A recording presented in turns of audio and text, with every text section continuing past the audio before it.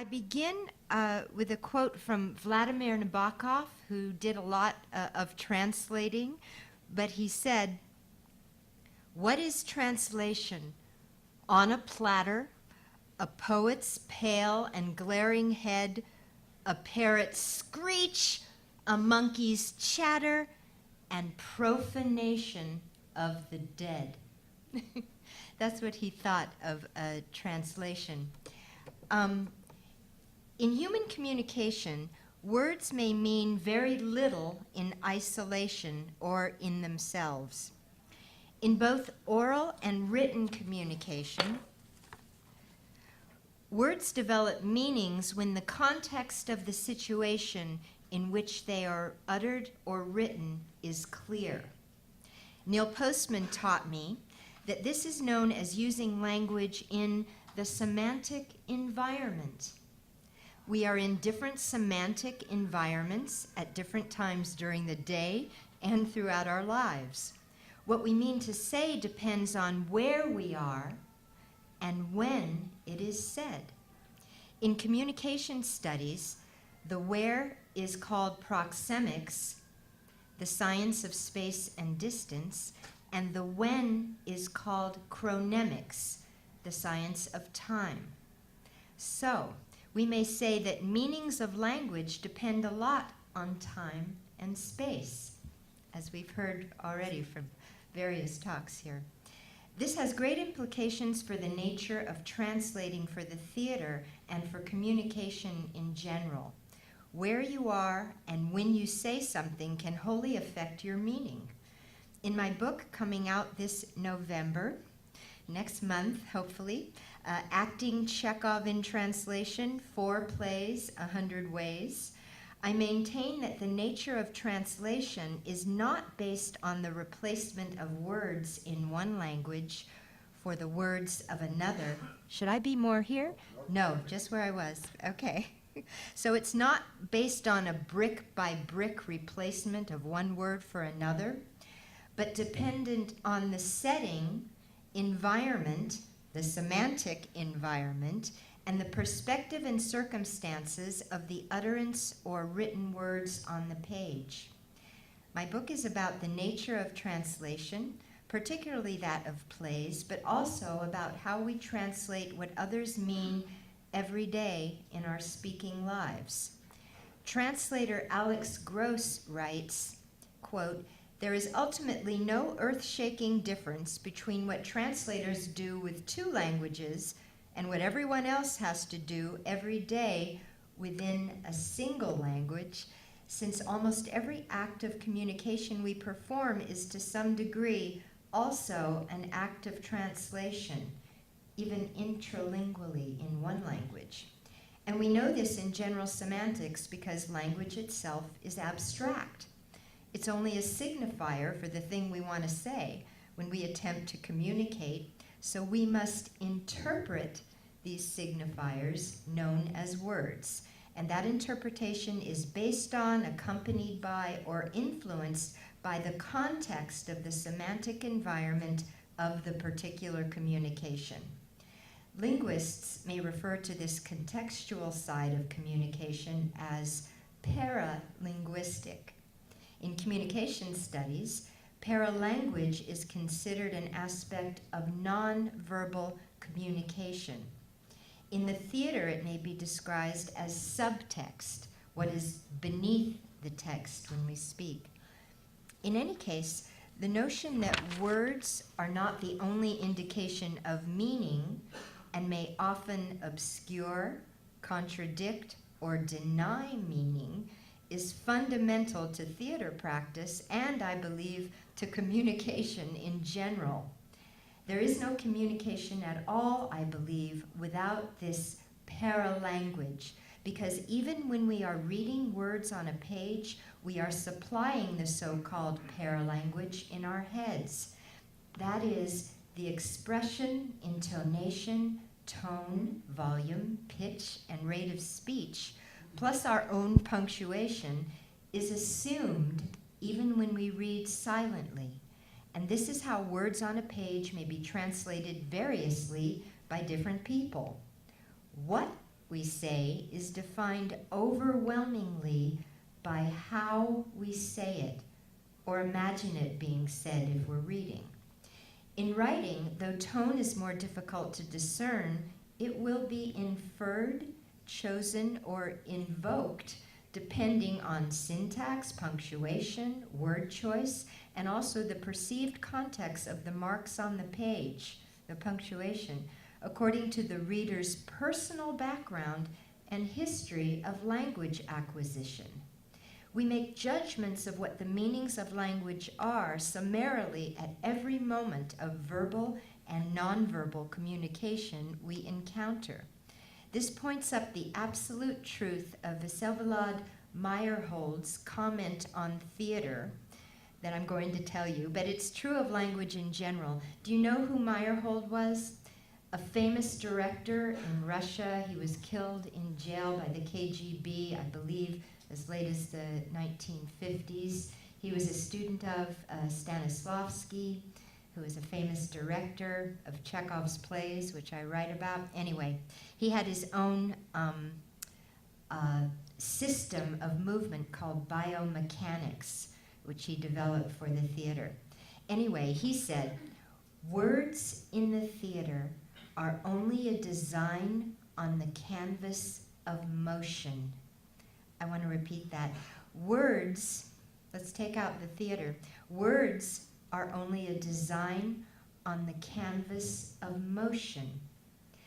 I maintain, this is me, quote, words in any utterance or writing are only a design on the canvas of motion, evoked by the movement with purpose known as action. In other words, we only speak or move because we have a reason to do so, and it's always to influence either ourselves or others. This is from acting. But our impulses begin deep in the body and mind. Here's an example. Matthew Arnold presents this somewhat mysterious occurrence in his poem called St. Paul and Protestantism. Below the surface stream, shallow and light, of what we say we feel, below the stream as light of what we think we feel, there flows with noiseless currents strong, obscure, and deep, the central stream of what we feel indeed. So the utterance and even writing of words are only the very tip of the iceberg of what we may mean when we speak or write. Perhaps Bertrand Russell's declamation is even truer than Matthew Arnold's. Russell said, "The things we say are all unsuccessful attempts to say something else." I'm going to say it again. The things we say are all unsuccessful attempts to say something else. So words are not the be-all and end-all of meaning at all. What does this mean for the translation of foreign languages? Edward Sapir said, by the way, he developed the idea that language determines thought, which is a very controversial idea. Linguists, I know, disagree with this. He said language determines thought. It's the Sapir-Whorf hypothesis. Anyway, but Sapir also said, no two languages are ever sufficiently similar to be considered as representing the same social reality.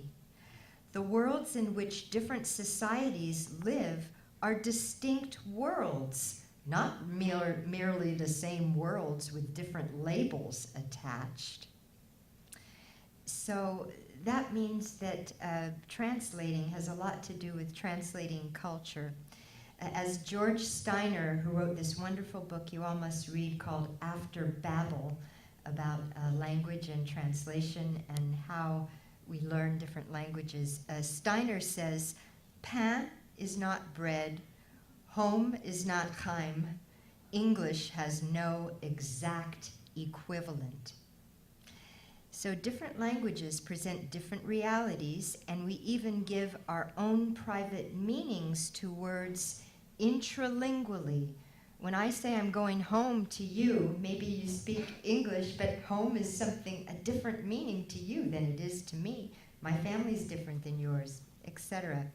So with these ideas in mind, I'd like to explore some examples of different uses of language in distinctive translations with the second most popular and translated playwright in the world next to Shakespeare, Anton Chekhov. So let me just show you how I compared these different translations. This is from the play Uncle Vanya, which is running now, actually, on Theater Row. I saw it at Hunter College.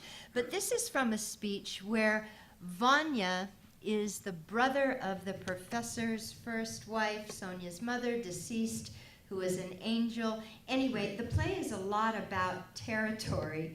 It's about taking away the house that he gave away to his sister, and the professor wants to sell it so that he can retire in luxury and let everybody else in the house fend for themselves and no longer have another place to live. So Vanya doesn't like this professor because he's taken away his home.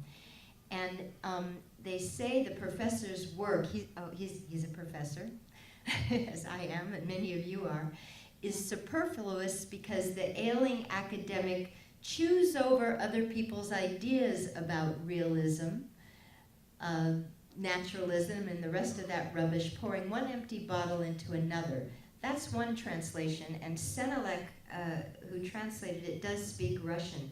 Did you know that many play translators don't speak the language they translate because they're considered good playwrights? They get a literal translation and put in whatever words they want. Okay, it's a very controversial subject that I deal with in my book. The next one says, not chews over, but regurgitates someone else's theories on realism, etc. Is chews over the same as regurgitates? One is chewing inside, the other is spitting out, like vomiting. The other one said, has been regurgitating others' people, about realism, and all that bullshit. That's from Paul Schmidt, who's a more modern translator of Chekhov. And I promise you, Chekhov never said the word bullshit in any of his plays, but he's trying to make it good for a modern audience. Okay, and then rehashed other people's ideas. That might be closer to choose, but these words all mean something different. Okay, so, and then we have has been spewing out. Is spewing out the same as rehashed? No. When you have to say these different words as an actor, you try and act out what the words are, and so I say that your action in the play is going to be different depending on the words. Okay. So, and the next line is going to a dry well with a broken bucket. That's David Mamet, who doesn't speak Russian. He made this up. It may be something like the Russian. Then taking nothing and making nothing out of it. That's a different metaphor than the idea of a bucket, which you see in your head. Which has a hole in it. You know that song, there's a hole in the bucket, dear Liza? So that might be something you see in your head, which gives a different idea of what's happening in the play. And then wasting his time, that's somebody stepping farther away. He's wasting his time. That's the same as carrying something in a bucket with a hole. Reading and writing about stuff that any intelligent person already knows and a stupid one doesn't care about. It says 25 years, nothing but blah, blah, blah. This is one of the more recent translations I got from Stepan Simek, who is Czechoslovakian but also speaks English. I promise you Chekhov never wrote blah, blah, blah either, but they're trying to relate to metaphors and ways of speaking that we have now. So when you translate, often they try and modernize it. And then we have, this is my favorite, sprinkling academic dust on the shelves of oblivion. If you say that real fast, nobody's probably going to get it in the course of a play, but maybe. So, and then there was from Brian Friel, who's Irish. The Irish always say exactly what they mean. Let's be exact about this, Mikhail, his friend Mikhail he's talking to. My brother-in-law is an oaf, a retired oaf, a fossilized oaf, an oaf with gout, rheumatism, migraine, and liver, swollen with jealousy and frustration, blah, blah, blah. He doesn't know anything about art. He knows as much about art as I know about surgery for 25 years. This is not what Chekhov wrote either, but we see that words with punctuation and connotation do work together to create meaning, but our changing lexicons over time and from various cultures, time and space, thoroughly affect the actor's job and the way we speak in real life. Thanks.